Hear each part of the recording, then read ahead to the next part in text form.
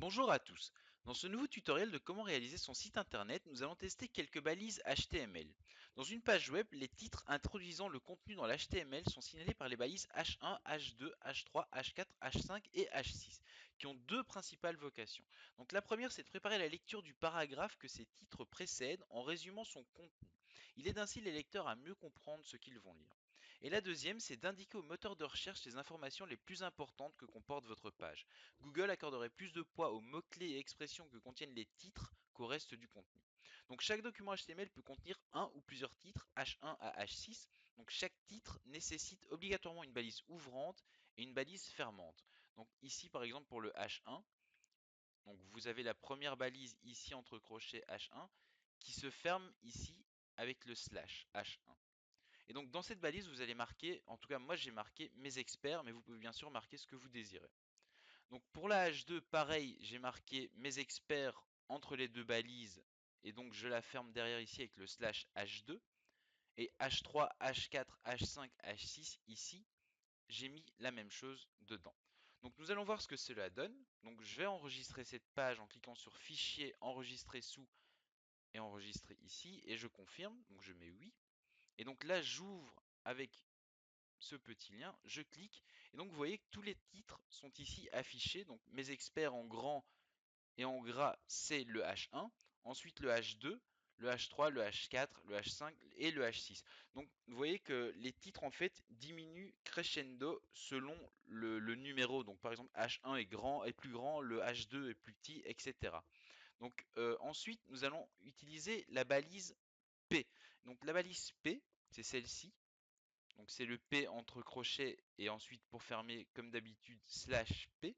Donc en fait c'est la balise paragraphe. La balise paragraphe sert à mettre le texte que vous allez mettre dans votre page HTML.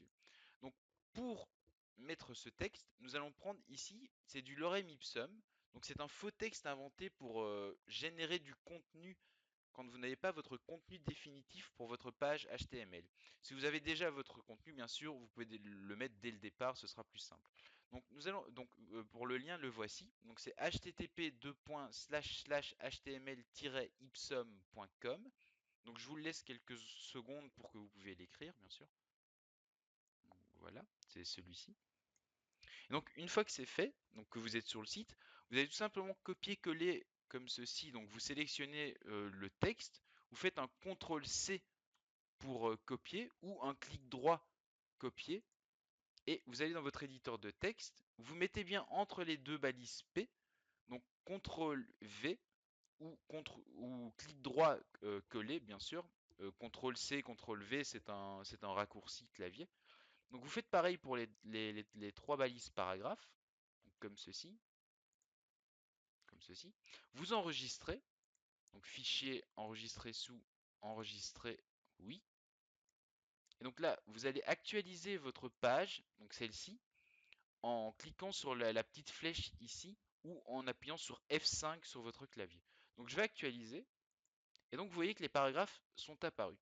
Et donc le paragraphe en fait, c'est ce qui est ici en plus petit sous les titres. Et donc vous voyez qu'en fait, ici nous avons mis deux paragraphes. Donc c'était les deux balises P, donc celle-ci ici, donc ici. Et vous voyez en fait qu'entre les deux paragraphes, il y a un passage à la ligne. Donc c'est ce que provoque la balise P en fait. Il y a un passage à la ligne quand vous en mettez une. Si vous voulez simplement mettre un petit passage à la ligne, par exemple dans un paragraphe, vous pouvez utiliser la balise BR comme ceci, qui est une balise auto-fermante, donc vous ne devez pas rajouter une autre balise derrière.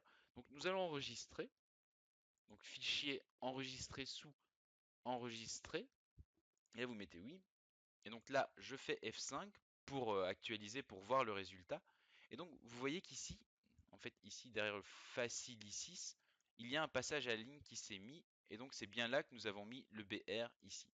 Bien sûr, la balise BR n'est à utiliser que dans ce genre de situation, pour un passage à la ligne tout simple dans un texte. Pour une vraie mise en page, nous utiliserons le CSS que nous apprendrons plus tard dans d'autres tutoriels. Donc je vous remercie de m'avoir écouté et à bientôt.